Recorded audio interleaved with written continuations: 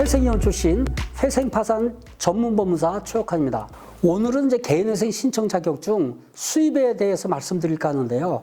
개인회생 절차는 개인 채무자가 이용할 수가 있고 개인 채무자는 다시 급여소득자, 영업소득자로 이렇게 나눠 볼 수가 있는데요. 오늘은 이제 실제 사례와 함께 급여소득자 중심으로 한번 알아보도록 하겠습니다. 사례를 간단히 해보겠습니다. 저는 1980년대 초 결혼을 한 후 미국으로 유학을 떠났습니다. 그런데 미국에서 공부하고 있던 중 부친의 퇴직으로 집안의 경제적인 사정이 어려워졌습니다.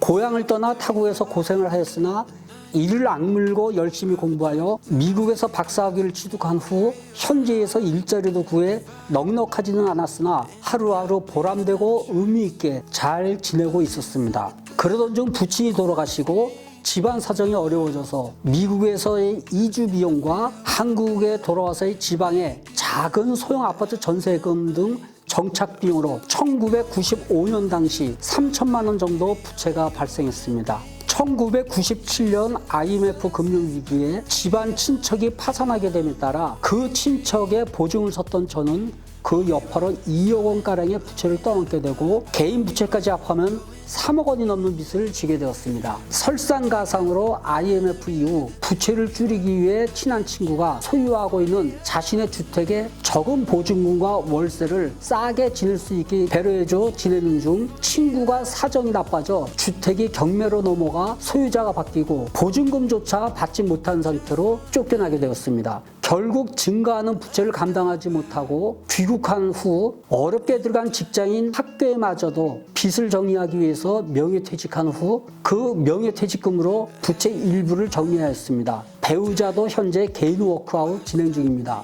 저는 지금 학교를 명예퇴직하고 계약직으로 공공기관에 다니고 있습니다만 계약직의 특성상 나이가 있어서 향후 3년 내지 5년의 변제 계획 기간 동안에 언제까지 다닐지도 모르고 따라서 계속적 반복적 수입의 가능성이 없습니다. 여건상 채무를 전부 변제할 형편이 못 되어 개인회생을 신청하고 싶습니다.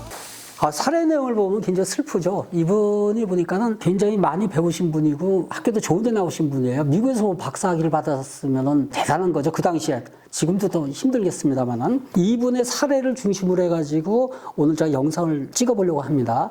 급여 소득자라고 한다면은 일단 급여, 연금, 그 밖에 이와 유사한 정기적이고 확실한 수입, 이러한 가능성이 있는 개인을 말합니다. 개인회생 절차는 원칙적으로 개인의 장래 수입을 주된 변제 재원으로 삼아서 이를 이제 3년 또 특별한 경우에는 5년의 변제 기간 동안에 정기적으로 개인회생 채권자에게 이제 변제하는 제도거든요. 그러니까 장래에도 계속 수입이 발생할 것이 확실해야 돼요.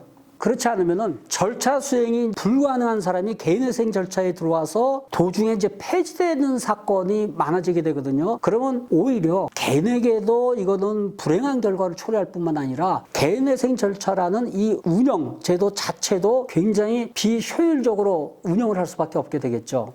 그러니까 이 개인 채무자의 신청 적격, 장래 수입을 얻을 가능성이 확실해야 된다는 것은 변제 계획의 수행 가능성과 아주 밀접하게 맞물려 있다고 볼 수 있겠습니다. 장래 수입이 이제 계속적으로 또는 반복적으로 발생할 것인지의 주된 판단 기준, 이거는 개인회생 절차에 들어와 가지고 변제 계획안에 따라서 채무 변제를 할 수 있을 정도로 안정적이고 정기적인 수입을 얻을 수 있느냐의 문제이거든요. 언제 개인 채무자가 정기적인 수입을 얻을 수 있는가? 이거는 원칙적으로 첫째, 채무자 신청할 당시부터 수입을 얻고 있어야 됩니다. 이게 언제까지 유지되어야 하느냐? 인가될 당시까지 이러한 요건을 계속 갖추었다는 점이 모두 인정이 돼야 됩니다. 그런데 이제 오늘 사례와 같이 정년이 임박한 급여 소득자라든지 계약직인 경우 개인회생 절차를 신청할 수 있는 자격이 있는 문제가 발생할 수가 있거든요. 수년간 직장 생활을 하다 개인회생 절차 개시 신청 1, 2개월 전에 실직한 무직자, 이런 분들은 물론이고 신청 당시까지는 직업을 보유했는데 인가 당시에 실직한 분들, 원칙적으로 이런 분들 요건을 갖추지 못했기 때문에 개인회생 신청 자격이 있다고 볼 수가 없습니다. 정기적인 수입은 변제 계획 인가 당시뿐만이 아니라 향후 이제 3년 내지 5년의 변제 계획 기간 동안에도 계속적으로 이렇게 수입이 발생할 가능성이 있어야 되거든요. 구체적인 사정에 따라서 3년 내지 5년 중 변제 기간 동안에 이때는 이제 월급으로 변제를 하는데 정년 또는 이제 퇴직 후에 이런 경우에 나머지 기간은 퇴직금이나 퇴직연금으로 변제할 수도 있겠죠. 이런 경우는 신청 자격을 이제 인정할 수 있다고 봐야 되거든요. 그러니까는 구체적인 사안은 살펴봐가지고 정년 임박한 급여 소득자라든지 계약직인 경우에도 개인회생이 절대 불가능한 것은 아닙니다. 오늘은 개인회생 신청 자격에서 수입을 얻을 가능성의 의미에 대해서 알아봤는데요. 오늘 최혁환 법무사의 회생TV는 여기서 마무리하겠습니다. 다음번에도 더 재미있고 유익한 컨텐츠로 찾아뵐 테니까요. 오늘 제 영상이 좋으셨다면 구독과 좋아요 눌러주시고 응원의 댓글 부탁드리겠습니다. 다음 영상에서 뵙겠습니다. 여러분 안녕히 계세요.